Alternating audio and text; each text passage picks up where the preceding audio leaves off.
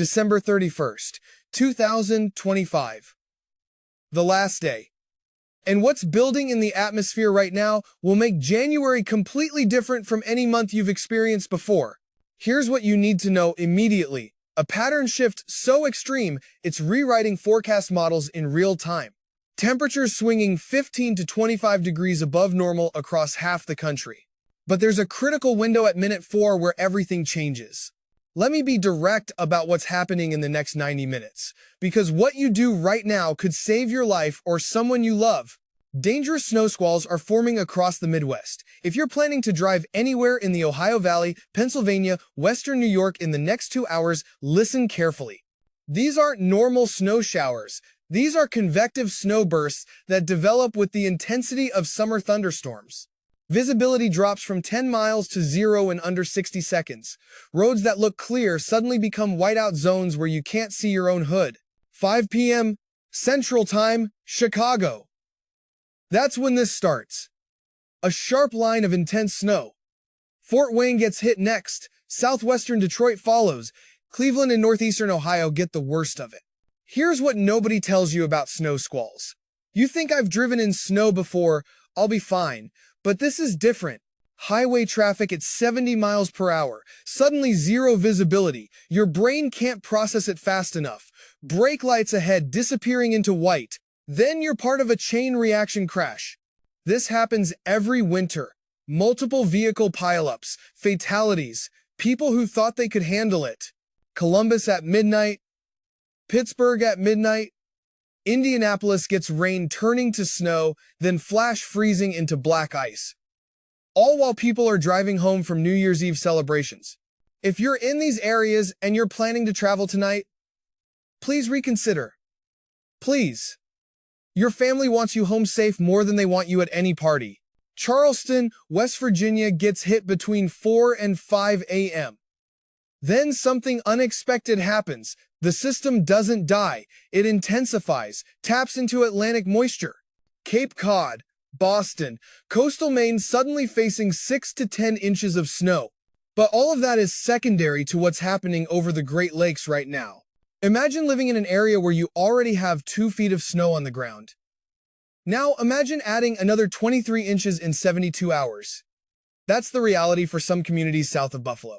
Why such extreme amounts? The Great Lakes are running 10 to 15 degrees warmer than normal.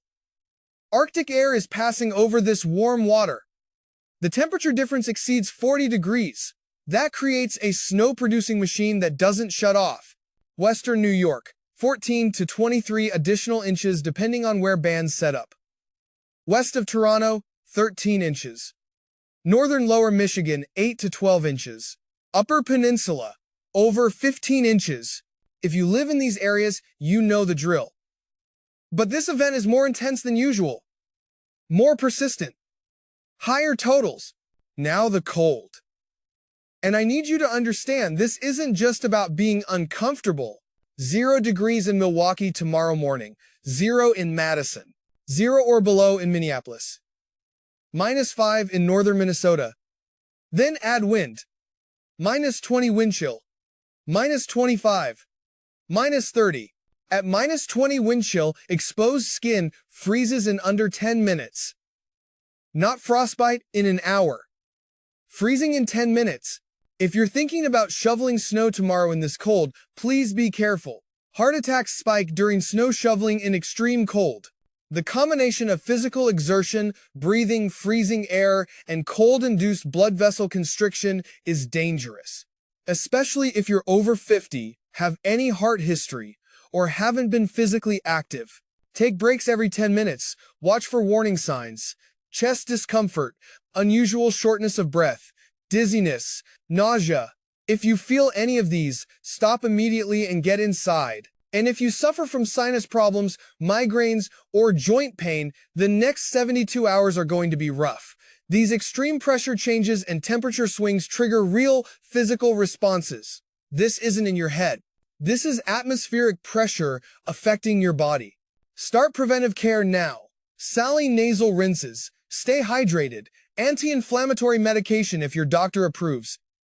Keep indoor temperatures consistent. Lexington, Kentucky drops to 30 degrees. St. Louis, Indianapolis, Columbus all hit 15 degrees.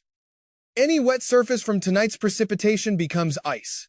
Driveways, sidewalks, roads, parking lots, all ice.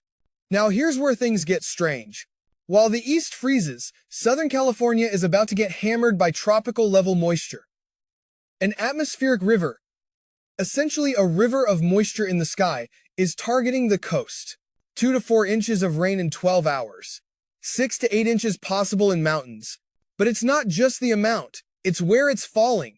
Burn scar areas from recent wildfires face catastrophic debris flow risk. Fire changes soil so it repels water instead of absorbing it. When heavy rain hits these areas, water doesn't soak in. It runs off. Fast. Carrying everything with it. If you live in or near burn scar areas and you receive evacuation orders, please leave. Please don't wait to see if it really happens. Debris flows move at 20 to 30 miles per hour. They carry boulders, trees, vehicles. If you wait until you can see or hear one coming, it's too late to escape. Have a go bag ready now. Medications, documents, cash, phone charger, essential items, know your evacuation route, no backup routes, full gas tank. Los Angeles faces rotating thunderstorms tomorrow. Yes, rotating. The kind that can produce tornadoes. After Christmas Day's tornado in Southern California, this is real. The Storm Prediction Center has issued a marginal risk for tornadoes on New Year's Day. These storms also bring 50 to 60 mile per hour winds. Trees already compromised by saturated soil will fall. Power lines will snap. Widespread outages are likely. If you're planning to attend the Rose Parade, please monitor conditions closely. Heavy rain, wind, lightning. This creates genuine safety concerns. Now let me explain the pattern shift that will dominate your January, because understanding this helps you prepare. Around January 5th, everything changes. The cold pattern breaks down. A massive warm-up begins. 15 to 25 degrees above normal across huge sections of the country. If you're tired of the cold, this sounds great. And it will be a relief. But there's a catch. That warm-up melts snow rapidly. 3 feet of snow can disappear in days when temperatures hit the 40s and 50s. All that water has to go somewhere. If you have deep snowpack and frozen ground, flooding becomes possible. Then after January 8th, the pattern gets volatile. Really volatile. Multiple storm systems, some bringing heavy snow, some bringing ice, some bringing severe weather. Temperature swings of 30 to 40 degrees in 24 hours, and this is what makes modern winters so exhausting. You can't plan, can't prepare properly. 60 degrees Monday, 20 degrees Wednesday. Your body can't adjust. Your heating bills spike. Your stress increases. Why is this happening? The jet stream is behaving differently than it used to. More extreme waves. Bigger temperature swings. Less consistency. For people on fixed incomes, this is financially stressful. Heating bills fluctuating wildly. For people with health issues, this is physically challenging. For parents trying to plan, this is mentally exhausting. But there are specific things you can do to manage this better. For tonight and tomorrow, here's your action plan. If you must travel tonight in snow squall areas, leave now before it hits, or wait until tomorrow. If you get caught in a squall, slow down gradually. Don't slam brakes. Turn on hazard lights. If you can safely exit the road completely, do it. Don't stop in traffic lanes. For extreme cold protection, layer properly. Moisture wicking base layer.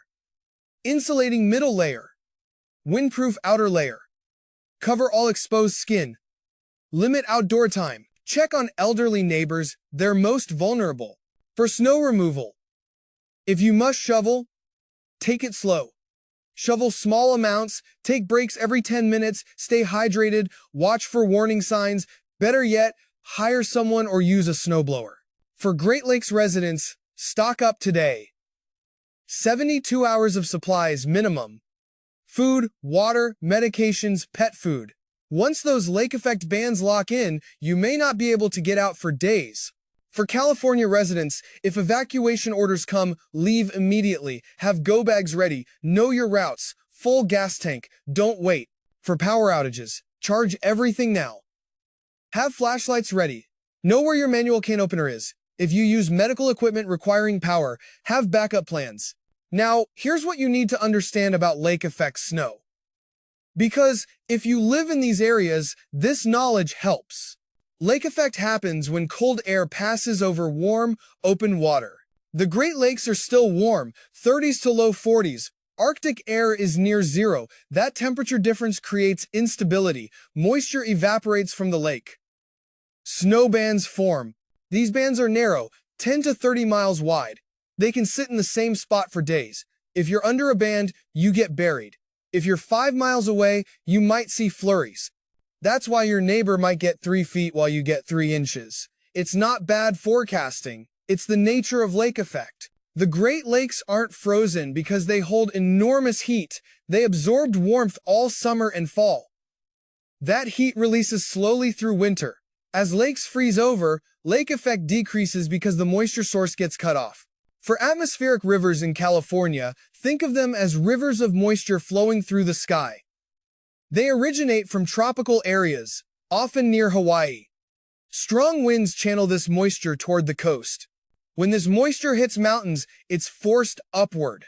Air cools. Water vapor condenses. Heavy precipitation develops. The strongest atmospheric rivers are rated on a scale. Current event is AR3 to AR4. That's significant impact territory. For burn scars, fire creates a waxy coating on soil that repels water. Normal soil absorbs most rain. Burn scar soil repels most rain. That changes moderate rainfall into extreme hazard. Water runs off instead of soaking in. Channels form. Debris mobilizes. Flows develop that can destroy anything in their path. Now, specific guidance for January by region. Northeast. Very cold through January 10th with lake effect snow, significant warm-up mid-month, possible major storm third week. Stay flexible. Southeast, cold early month, warmer mid-month, potential for winter weather third week, unusual but possible. Midwest and Great Lakes. Heavy lake effect early month. Big warm-up mid-month melting snow. Active late month with multiple storms.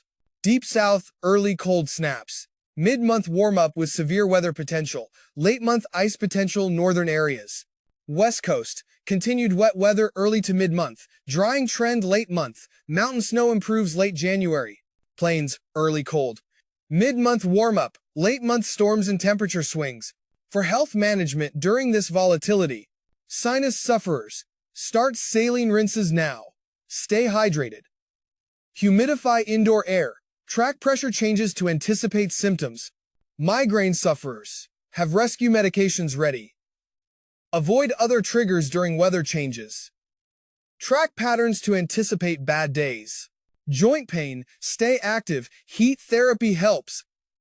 Anti-inflammatory support. Don't let cold weather make you sedentary. Respiratory issues, have rescue inhalers accessible. Monitor symptoms. Avoid outdoor exposure during extremes. Keep indoor conditions consistent. For financial stress, budget specifically for winter utility spikes. Set aside emergency weather fund. These costs are predictable even if weather isn't. For mental health, recognize weather-related anxiety as real. Constant forecast checking, disrupted routines, seasonal depression, seek support if needed. For parents, explain weather changes to kids. Prepare for school closures. Have indoor activities ready. Maintain routines where possible. For elderly care, check on aging parents and neighbors. They're most vulnerable to cold and isolation. Ensure they have supplies and heat.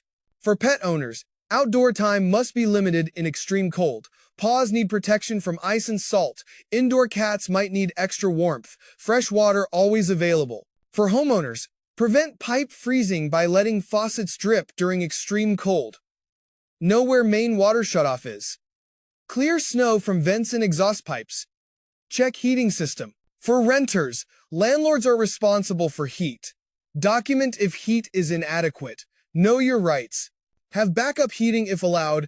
For people experiencing homelessness, emergency shelters open during extreme cold.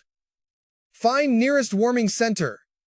Local churches and community centers offer help. For essential workers, employers should provide cold weather protection. You have right to safe working conditions. Report violations. The bottom line is this: immediate danger tonight and tomorrow, quieter early next week, major changes mid-month, volatile late January.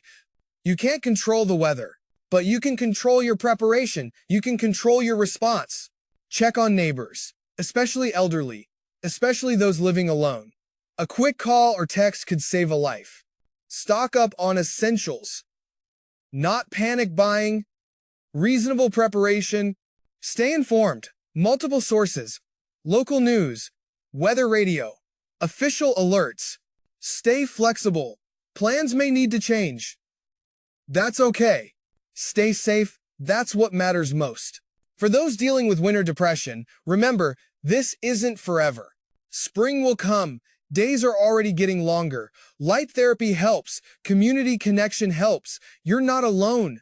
For those financially stressed by energy costs, check for assistance programs. LIHEAP helps with heating bills. Local utilities often have hardship programs. Community action agencies can help. For those physically challenged by weather volatility, work with your healthcare provider. Preventive care is better than reactive. Track your symptoms. Identify patterns. Manage proactively. For those mentally exhausted by unpredictability, focus on what you can control. Your preparation, your routines, your self-care. Let go of what you can't control. This winter is different. More volatile. More extreme, more challenging. But you're not helpless. You have agency. You have resources. You have community. Use tonight to prepare for tomorrow's cold. Use this week to prepare for January's volatility. Use this information to make better decisions. The weather will do what it does. Your response determines your experience. Stay warm tonight. Stay safe tomorrow. Stay connected through January. Check the forecast daily. Conditions change rapidly. What's true today might not be true tomorrow. Trust official sources. National Weather Service. Local emergency management. Your local news meteorologists. Ignore hype. Ignore panic. Focus on facts and preparation. Take care of yourself. Take care of others. We get through this together. January will test us. The temperature swings. The storm systems. The unpredictability. But we're resilient. We adapt. We prepare. We survive. We help each other. Tonight's snow squalls will pass. Tomorrow's extreme cold will moderate. Next week will be quieter. Mid-month will warm up. Late month will challenge us again. Through it all, we stay informed, we stay prepared, we stay safe. That's how we handle volatile winters. Not with fear. With knowledge. With preparation. With community. The forecast is the forecast. The preparation is up to you. Make the calls you need to make. Get the supplies you need to get. Cancel the plans you need to cancel. Your safety matters more than any social obligation. Your health matters more than any convenience. Your life matters more than any schedule. Tonight, be smart. Tomorrow, be careful. This week, be prepared. This month, be resilient. We've got this. Together. Stay safe out there.